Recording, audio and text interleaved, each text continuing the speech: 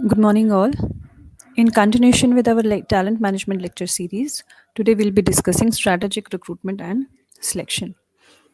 Basically, we all know what recruitment and selection is, but talking about strategic recruitment and selection, that means what strategies management should adopt for recruitment and selection while planning for their talent or while creating talent pool for their organizations. So, in order to build a sound staffing policy, organizations develop guidelines around these two major challenges. Now, first of all, when you have to go for recruitment and selection, primarily for recruitment and selection, you need to ask whether you want to acquire HR or you want to develop HR. That means if you're going to acquire HR, so you need to have a different approach, and if you're going to develop HR internally, then you need to have a different approach. So, when we talk about acquiring human resources, uh, uh, generally organizations usually take help of three strategic approaches to recruitment and selection. So, one is traditional approach, second is staffing as strategy implementation, and third is staffing as strategy formation. And when we talk about traditional approach, the traditional approach to recruitment and selection gave very little or no importance to business strategies. It downplayed the link between staffing decisions and an organization's business strategy. Basically, the aim was to find a person who could fit the job perfectly and not to recruit people who could perform the best in the given job. So the use of this approach was also seen extensively, basically during the First World War, where cognitive ability tests were used by the armies of US, UK, and France, and wherein the soldiers were employed simply in a job where they were best suited, without taking into consideration the strategies formulated by the army. So that means under traditional approach, you are not taking into consideration the strategies that are being formulated by the organization. And in those times, this was a very successful practice and became extremely popular among organizations other than the army in a very short span of time. So basically, it is considered as non strategic because it completely ignores business strategy. Then came staffing as strategy implementation. So, to become successful, an organization was forced to take a strategic approach to recruitment and selection, especially in the long term, as following the traditional approach is not practical in the current scenario. Wherein we have very tough competition. So, this approach sees strategy as fixed and employees as variable aspect. That means organizations are taking into account that we have one fixed say variable, which is strategy, and employees are variable. That means you are fitting your employees as per the strategy. So this approach focuses on the fact that every business has a business strategy which remains fixed. Employees have to be recruited and selected based on how well they will be able to perform their jobs in order to be successfully able to implement the fixed business strategy. In such an approach, the policy of the business must be to design a recruitment and selection process that will be successful in fishing out employees who suit the organizations so as to materialize its business strategy profitability.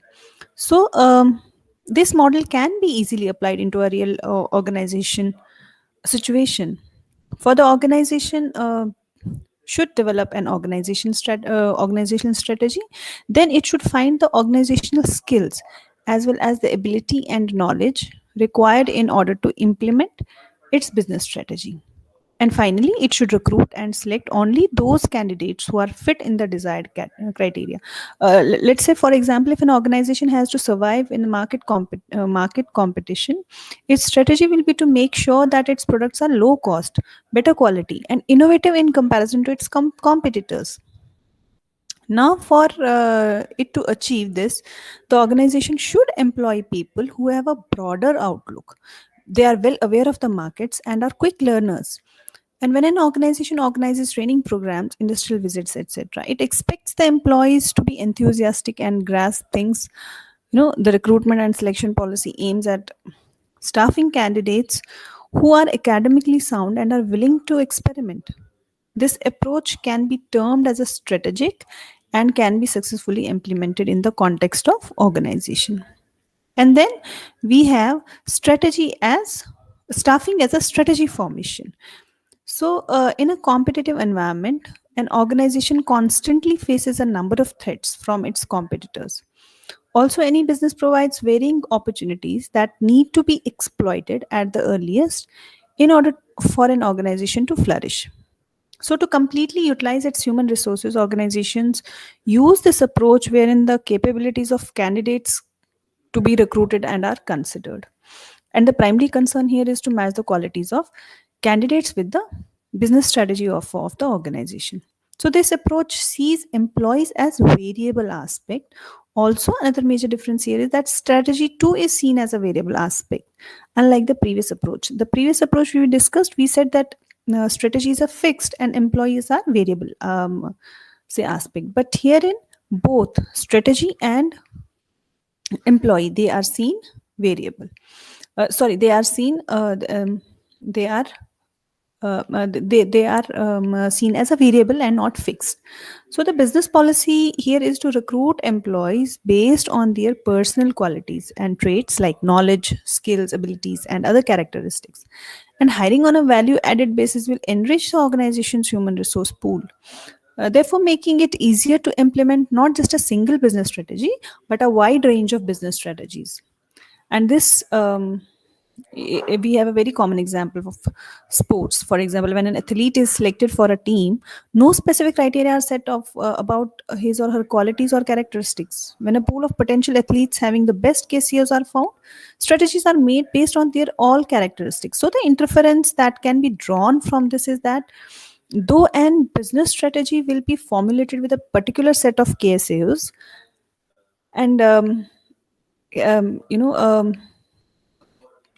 organizations can recruit candidates with a wide range of cases, but it is not possible to foretell what this approach for an what business strategy will be formulated with particular set of KSOs. So already you are having certain type of KSOs in your organization, but you are not able to make out what particular how those KSOs will be used to foretell that which particular business strategy needs to be formulated. And another important policy within this approach for for an organization is to give equal priority to staffing decisions along with the decisions like allocation and acquisition of funds. And finally, the organization should make human resource an important part of its all of its policies, decision making, and make sure that when a strategy for business is formulated, it is not too rigid. When employees are hired in an organization, the organization should be flexible enough to be able to make them a part of the organization so that they adjust to its environment in the shortest time and contribute towards its success. We have an example. For example, one is Bacton and Dixon. They are manufacturers of medical equipments, and the contribution to the top management is only to give expensive guidelines to its employees on market strategies. So thereafter, employees starting at the lowest level and within every section division formulate their own strategies. So that is how you tend to make your strategy as well as employee variable. They are not fixed. And then second option is wherein you are you know developing, wherein we are developing HR internally. So this was all about acquiring HR, wherein we are going either through traditional approach, staffing as a strategy implementation, or staffing as a strategy formulation.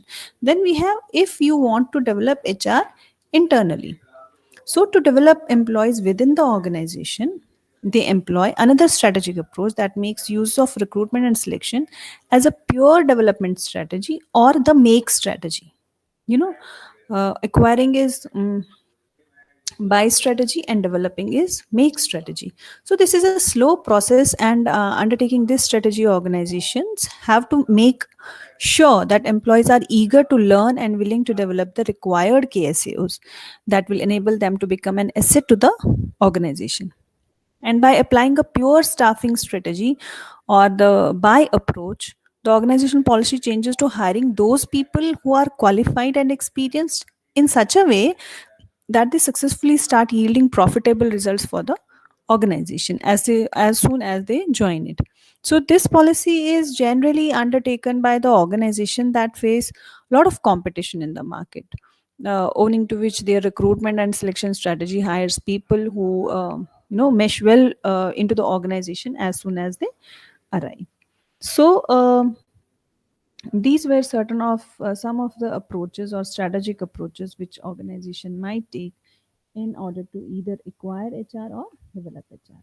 Now there are certain circumstances for strategic recruitment and selection. That means when an organization is devising a strategy, so there has to be certain circumstances which need to be in support of that strategy. So herein we have recruitment and selection. This is strategy for recruitment and selection. And the circumstances which might go is the management style, the personal management role, and the type of organization. So on the basis of this, your strategy will be influenced.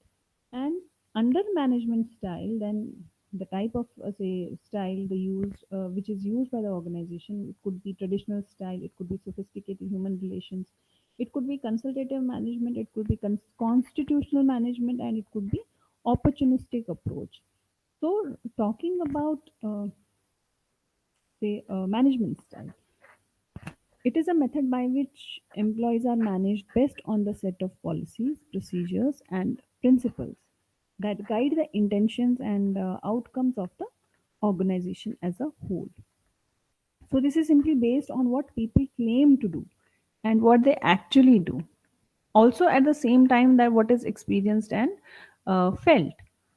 So, we are talking about say a management style, and when we talk about like how it goes, so Prusel talks about different management styles and how for each style a strategic approach could be taken towards recruiting the right people. So first of all, we have traditional style. When a traditional management style is followed within an organization, it becomes important to take a strategic approach to recruitment and selection because management discourages any union activity, and a very little importance is given to individualism or collectivism.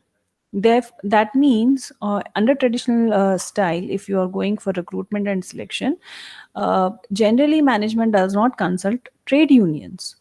Right. While recruiting, the management considers the past records of employees for involvement in union activity and in previous employments. So, this is how traditional style goes.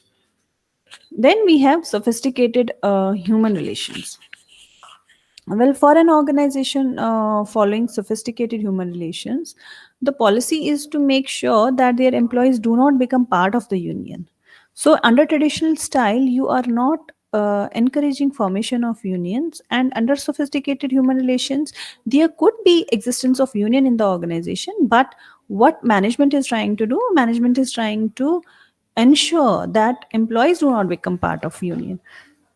Since these organizations encourage individualism and discourage collectivism or union activity. Hence, its strategy might include paying high rate of salaries, promoting employees, giving rewards based on their merits, and having an easily accessible communication network so that employees do not feel the need to be part of union. When or generally, what happens when organization keeps on fulfilling the needs, maybe any level of need of an individual, then employee might not feel mm, the need to join a union because there he doesn't feel any gap in what management is providing to him and in between his needs. So through this sophistication human relations, management is generally trying to focus on individualism rather than collective, that focus on individual and do not focus on unions, which is collectivism. And then we have consultative management. So the under consultative management, the recruitment and selection strategy is followed when the consultative management style is applied is to employ people with good past records in terms of union and management relations. The management also makes its employees a part of important strategic issues and encourages suggestions.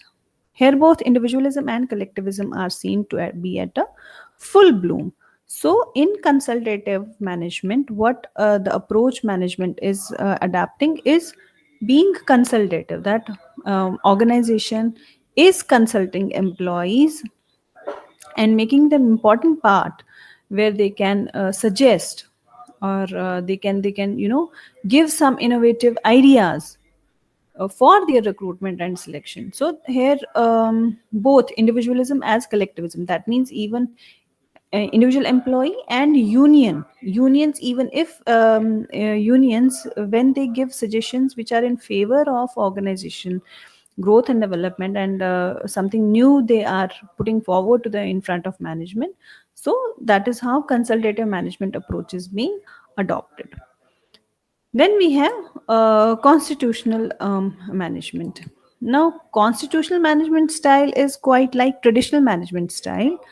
Insofar, collectivism is quite high, whereas individualism not. Now, constitutional is altogether opposite of what you can say sophisticated management style.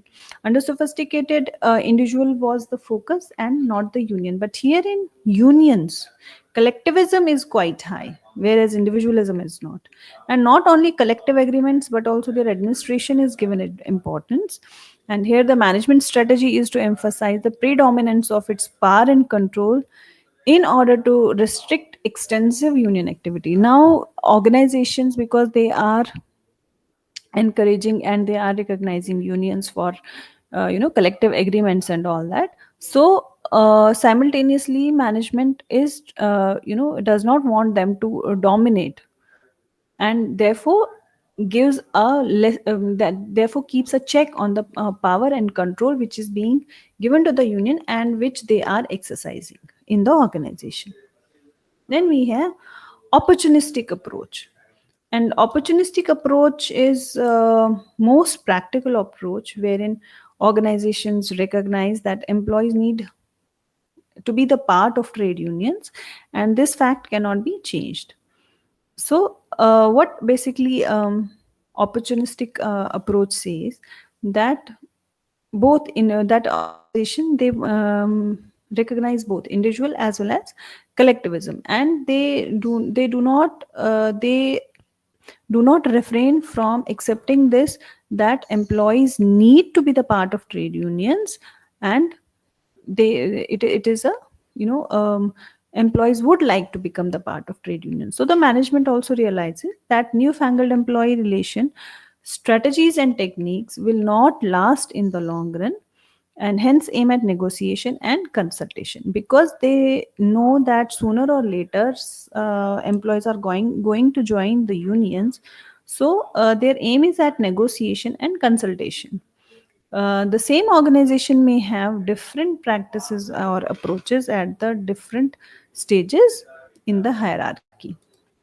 So when we talk about the circumstances for strategic recruitment and selection, so these are few of the circumstances for recruitment and selection which might be adopted by the organization to have the best talent in the organization. So with this we come to end of this lecture. Thank you.